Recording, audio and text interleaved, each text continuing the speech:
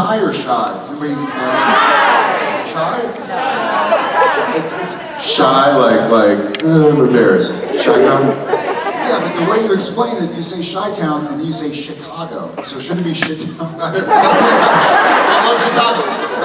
I realized as I was saying it, what I was saying. I mean, like, it's not Chicago, or Chicago, or Chicago. I'm gonna shut up. I'm sorry, head trauma. So, too soon? Wait, I'm joking on myself. Come on now. Never too soon. Yeah, that's tattooed on my. I can't tell you. Thank you. I was all ready to wheel him up here this morning, so it's... He carried me up the stairs. Just kidding, I'll come back. Good morning, guys. How's everybody doing? All right. I see a lot of masks. There are a lot of doctors out there. A lot of smiling eyes. Maybe they're like this. Maybe they're all grimacing. That's what they look like in person? That was the concert last night.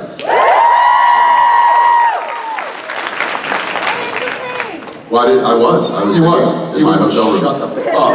Singing myself to sleep. I wish it was just yourself. We all asked you to stop. That's true. This is true. Yeah, the whole hotel lobby. It's like, can you shut the guy up over there? Yeah. They're like, he's bigger than we are, but can somebody shut him up? Anyways, happy to be here. Sorry I missed some of you guys in Jersey. Stuff. Yeah, left me hanging, dude. No, I did. Yeah. I was like, well, I want to stay home. I have an idea. Next time, just stay home, you know? Might have been might turn out better. Certainly would turn out better. But happy to be here now. Happy to see you guys. It's been a year, been a couple of years for all of us. Has it been 3 years? Yeah. It's been 3 long. It's been 3. It was worth it! Too soon. Well, before... Let's do some questions, man. Yeah, let's do some questions. Right there. Yeah, look at this. We got them coming right here.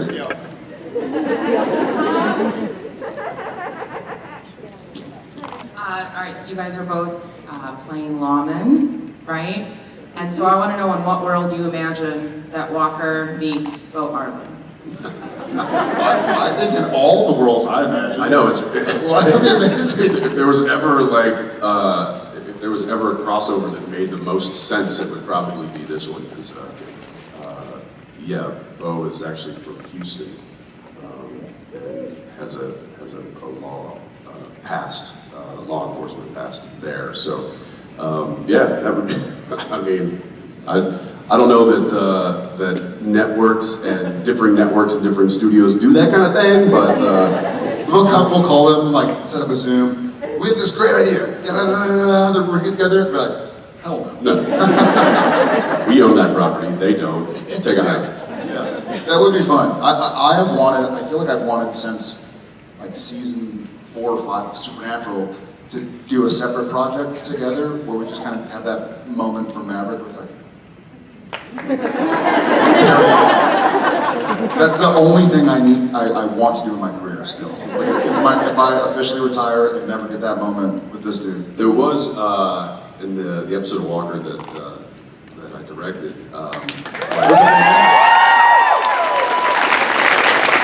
At the Kansas concert, that I also got to like pinch myself the entire time. I mean, he and I both were like, "What's happening?" There was we were rolling a take, and it was on Walker and Jerry, and they were doing the close up on them, and like I was maybe about 20-30 feet away at the monitors watching, and then it was like the scene was over, and I just quickly like threw my headphones off, and then ran out onto the set, and then just walked right in front of the camera, and then he and I looked at each other. And it would have worked, but perfect. But Odette was like, you don't know us. End the game, Odie. End the game. So I don't know, maybe that'll make the blooper reel, but Well, hopefully, yeah, soon enough. All right, right here. Yep.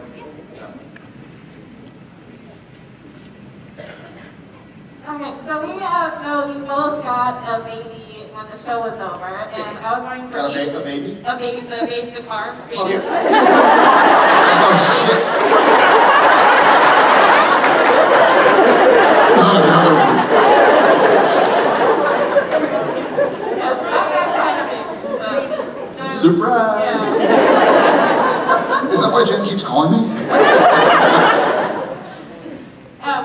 So I'm just wondering for each of your respective cars, like, do you have any short-term or long-term plans of what you want to do with your baby?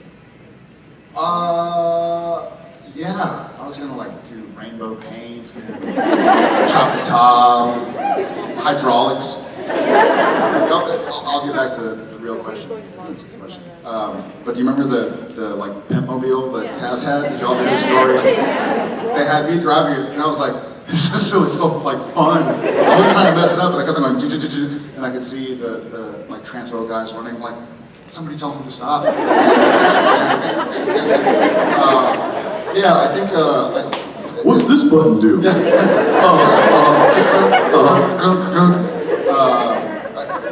For me, I want to keep it aesthetically the same. Like I don't want to change. I don't want to put in like a DVD player or something. Just get it working. There are a few. I think Atlas has touched on this.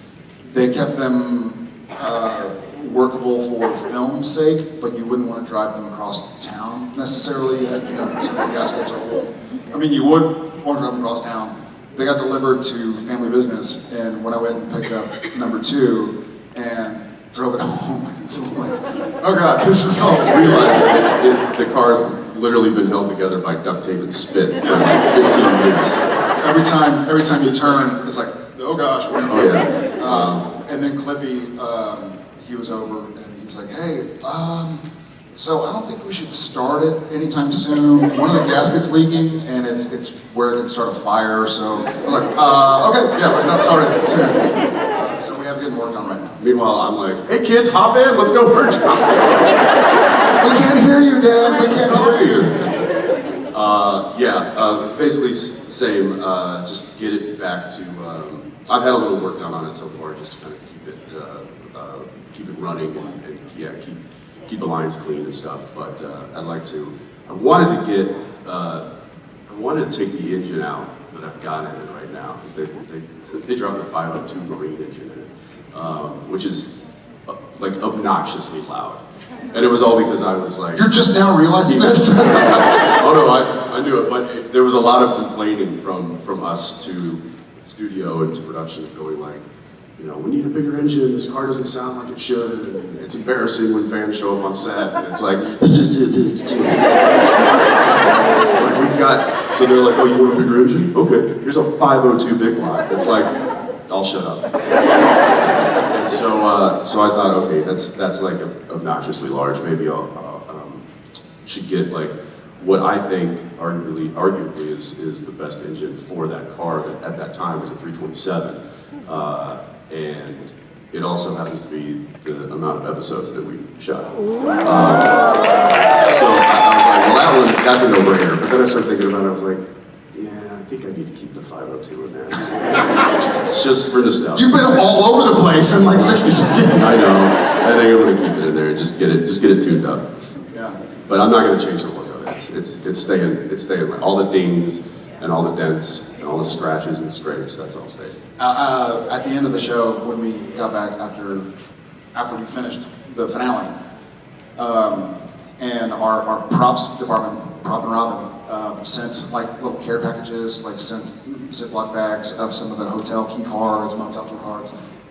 Basically stuff that the studio didn't want. Like, just put that out there. This wasn't like get everything that we can before. No, it was like they put a list. But also got some cool stuff. Like Yes.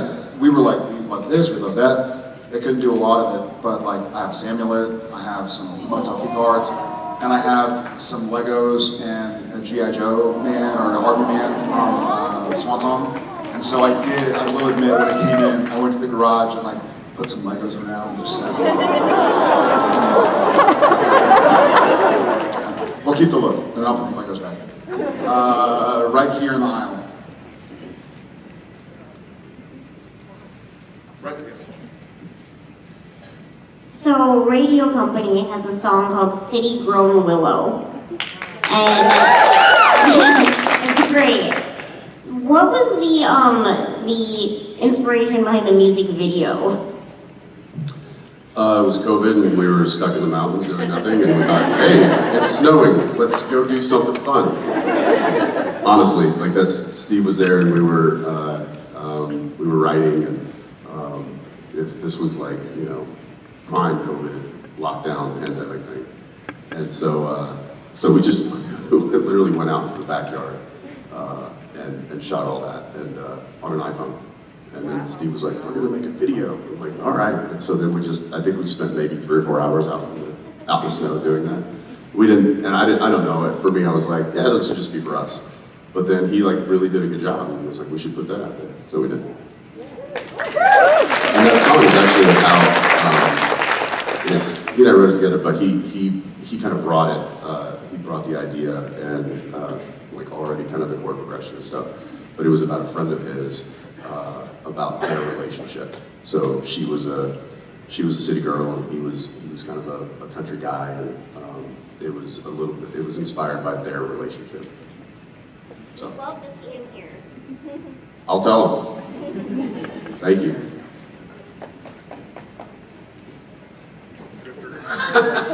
Sorry. All right, your turn. You guys ever seen that skit? It's Will Ferrell playing Neil Diamond. Neil Diamond, and it's like an SNL thing where he It's like talks a about VH1 behind the music. what inspired the Sweet song. Carolina. Yeah, he's like, I wrote this song after I killed a drifter. In every song, he's like, yeah, all right, we were driving down the road, we were really drunk. Hit a guy, checked on him, sure enough, he was dead. I wrote this, you know, Sweet Caroline. We watched that on set. Anyway, if you haven't seen that, it's worth a watch. Okay, let's go far back. Is that like a brown leather jacket there? Yeah, there you go. So kind of similar to the previous question, Jensen, what inspired you to start writing music and producing music? I've always had friends that were very talented musicians, and I've always been inspired and admired that talent. So whenever Rob would come and guest star on the show, he and I would sit in the trailer and play music and write music. And whenever Jason and I would take trips together or hang out, there was always a guitar involved. And the same with Steve. Whenever Steve would come and visit me in Vancouver, just because he wanted to come up and hang out with his buddy, there would usually be songs involved and writing involved. And it's just, it's a hobby. It's something that's an artistic outlet. Something I've always enjoyed and I've always admired about people that are able to do that. And so the fact that I've got friends that kind of push me to do that and encourage me to do that along with them has been something that's been a great value to me. So that's really, it's just surrounding myself with people that encourage me to do something like that. I don't know if you remember this. Season 1 of Supernatural, we shot an episode called Hookman, which we shot after Wendigo, even though it ended up airing as like number 5, number 7 that year. And my brother and his wife came to Vancouver to visit, and I remember this because they were they were like extras in the library in one of the scenes. And we were hanging out in my room at the Sutton Place. Jensen, I think my buddy Jordan, because it was the same episode we got jumped during. And my brother and sister-in-law were there, and we both had guitars in my room, and I remember going like, Jeff, you gotta hear Jensen sing, like, Jensen, here. He's like, damn, Smokey. Yeah, he's like, dance, monkey dance. I was like, no, just play something, sing. He's like, no. But I remember, like, so for many years, I've seen music, for sure. Look, I mean, honestly, it all goes back to just, getting the girl. That's really, if we want to boil it down, I saw Steve, he'd have a guitar, and I'd see the way girls would look at him and be like, well, shit. Now I gotta learn how to do that. That's what it all boils down to. I mean, I want to go way over here as far right as possible. In the gray. On the last episode, when Sam dies, it showed your son with the tattoo. Is that leaving it open for a sequel? You tell me. I would like it to. Yeah, I think, you know, as we all know, the supernatural world is vast. And there are a lot of stories that we all want to see and enjoy and see fleshed out and explore. So, sure, maybe. That wasn't the intention.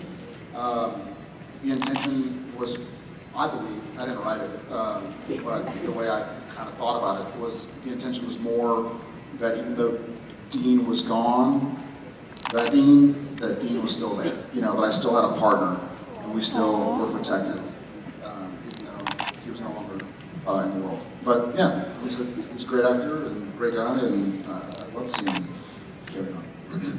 Thank you. Let's go over here. Right here. Yep. Incoming. First of all, I'm really excited to go home and watch The Boys. So. Has anybody seen the first episode? Can we talk about the first 10 minutes, please? I saw that in a movie theater in Paris first like a week and a half ago on a giant screen, and I forgot. How do you forget that? Because I wasn't there, I wasn't filming. I read it in a script and I'm like, oh, I wonder what that's gonna look like. And then this was over a year ago. So I'd completely forgotten about that whole sequence of them capturing or getting the termite. Oh my God. So, Kripke was sitting behind me in this massive movie theater. There's a huge audience down below. We're sitting up in the mezzanine, the cast, and Kripke's behind me. And when you know what happens, I just hear him go, like this maniacal cackle, and I just turn around and I'm like, you're disgusting, bro. What's wrong with maniacal cackles? Anyway, I'm sorry. By the way, on that note, I've caught up and I'm ready for it, but I didn't know when we flew out yesterday that it had come out the day before. And so we're on the plane and he's like, hey, watch this. And I have some friends with dark senses of humor, and so when you come back into service and you start checking text messages, you have to kind of shield it from the people around you, because there might be a giant meanwhile, It could be offensive to some people. it could be offensive to some people, so he shows to me. I'm like, people might see this. But anyways, sorry. My question was, how was it filming that role of Soldier Boy as opposed to Winchester? I mean, quite different all around. And I will say that there was just the experience of being on a different set, surrounded by different actors and a different crew and in a different city. The whole thing was quite a different experience. And also coming on to an established set where I'm the guest at the table. It's not my house. And so being respectful of that and trying to figure out the dynamics of the different players and how, because what you see on the screen, you're getting performances, you're getting really good actors crafting a character. But I didn't know any of these people in real life. I didn't know what their real personalities were like. So sitting back and just kind of observing and making sure that I'm not, that I'm staying in my lane and not making enemies before I even have a chance to make friends. So that was, but I say that, and it was all very easy. And Kripke really kind of laid the groundwork for me, and he vouched for me, and everybody was like, well, if the boss is saying that he's cool, then he's cool with us. Even though Anthony, who plays Homelander, he was like, I didn't want to like you. He was like this new alpha male coming into an already full deck of alpha males. He's like, I didn't want to like you. And then I liked you. Then I was like, well, maybe he can't act. And then you like work with you. And I was like, well, crap. Now I like him. So that was, but I was prepared for that. I was prepared for some resistance there. where, you know, as opposed to Supernatural, where it was something that he and I, it was our house, it was our home. That's what we built. And we loved inviting people in and making them feel as comfortable as possible. Or not. Or not, depending on who they were. But as far as the character goes, I do remember having some talks with Kripke and some talks with Phil Segricha, just about making sure that I didn't fall into the very comfortable groove that I'd been in for the past 15 years. Not falling back on Dean Winchester as a crutch. And so I had to work hard for it. Like I had to just like in my head, Kripke was like, you know, watch you don't slide into the Dean voice, or watch you don't slide into the, you know, into doing those kinds of things. I'm like, yeah, but that's just me, man. So it was fun kind of crafting that guy and bringing him to life. And yeah, I hope you like it. He'll be, Soldier Boy kind of like arrives on the scene in episode 4.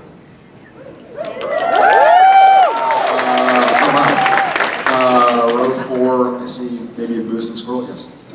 Yeah. I have like an ADHD Rolodex of things going through my head to ask you guys right now. Ooh. Nice old reference to a Rolodex. There's people here who probably don't even know what that is. That stuff Is it next to your abacus? Your 8-track? Still got it.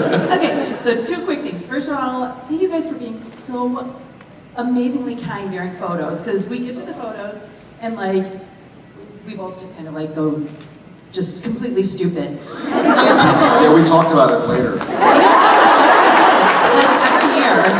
Those two that came by? They did it again. They went totally stupid. So we're trying to get our picture, and I'm like, the pose, Emily, the pose. And she's just like, we're just both like, and the people that work there are kindly like move, come on. And you reach over and you're just like, I'm listening. I'm like, Jared's listening.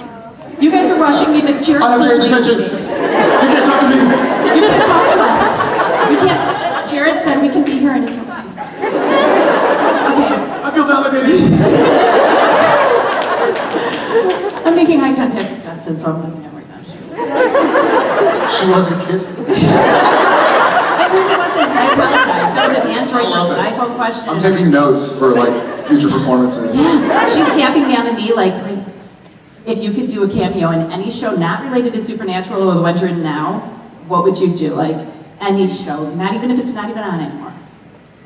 Not if it's on anymore. I got you. I'm listening. Saved by the Bell.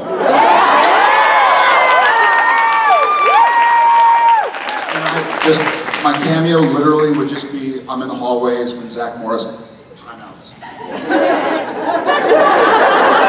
And then times back in and I continue walking.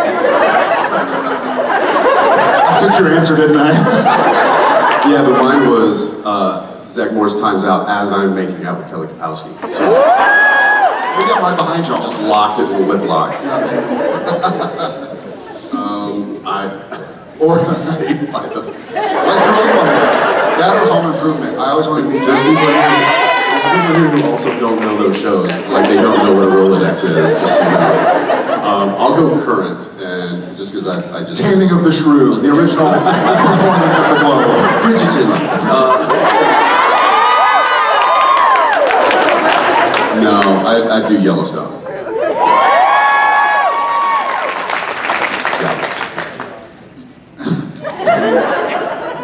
I'm not gonna.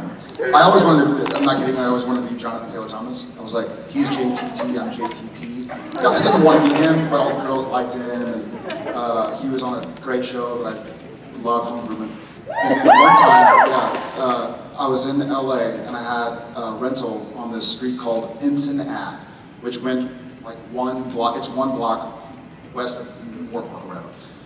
And it was one of those kind of thinner streets, and cars are parked on both sides. And I'm in my car and I'm driving, and there's this like SUV coming this way, but clearly not like staying on the side. It's gonna be tight anyways, you know, if we just ease by each other. And so the car is driving towards me, and I'm kind of like, what is this person doing? Like, get it, like, you're gonna crash into the lane, pal! Get the lane, pal! And so finally the person kind of realizes that they're in the middle of the street, there's not gonna be space, and so slows down, and I kind of give like a WTF look to Jonathan Taylor Thomas. And I was like, what the? Oh, that's cool, man. Anyways, Wow. that's why I want to be paused behind him kissing Kelly Kapowski. Oh my gosh. All right, let's go all the way back row. Is that looks like maybe some blue hair? Yeah. You were using your eagle vision. I do. I got some eagle eyes. Hi, so I wanted to ask, so it's been known that you guys are menaces on set. Everywhere, not just on set. Well, my question was, is that going to continue on to the sets you're going, like, onto now? Yes. You really have a partner in crime on Walker. I don't. I know. Well, I mean, I do. No one. I think this is funny. I thought about this. So, because I'm Walker, I have the same sense of humor, or the same kind of dark sense of humor, I suppose. But I think when people start, they all know that I'm a friendly guy and I love them and they love me. I hope. But I think every now and again I'll see like Keegan or Jeff Pierre or Mitch start to like go along with the flow and then go like, oh shit, he's also the executive producer. Like, it's okay, like tease me, you know? Like I think on Supernatural, we gave as good as we got, you know? So our crew would rip us, you know? And we laughed the hardest. I think in the COVID world, everybody's wearing masks, and I don't think people, all of them, I love my Walker crew with all my heart. They don't know yet that it's okay to, some of them do, like Monk and Danny, they tease me relentlessly, one of our dolly grips and our Blue Umbrator. And I think like, one of them will tease me, and you'll see some looks from the crew like, he's the EP, dude. So even just when I showed up, like before, like my first day of prep, I went out to the set, and I came up, and I said, I ripped on him right in front of the whole crew. I forget exactly what I said, but it was some sort of, brother dig, and thinking that it was gonna, get a chuckle, and I looked around and it was, all masks, but everybody's eyes were just like. I was like, oh wow, okay. My bad. I don't have as many people yet teasing me back, but I'm absolutely still just the same. On The Boys, I was, like I said, I was obviously a guest at somebody else's house, so I had to kind of sit idly by and not speak up with sarcasm or jokes as much as I probably normally would until I literally got in with specifically Carl, who is who I immediately found a partner in crime with, and then certainly after a couple of episodes, he and I were doing the non-speaking communication, which is when somebody says something that could be taken another way, he and I would just literally slowly do this. And then that would snowball into us messing with somebody who, but you have to be careful because there's a lot of different personalities on that set. Some people can joke and some people don't are maybe a little sensitive about stuff like that. So I was happy to have a confidant in Carl. We got on pretty good. Yeah, but we're still the same. Yeah. Just different names. Given the opportunity, we will certainly be heathens. Oh yeah. And we're gonna be clear. We're gonna be heathens for the rest of the day. We love you guys. All right, guys. Thank you very much. Let's hear it for everybody. Come on. Thank you, Jensen and Jared.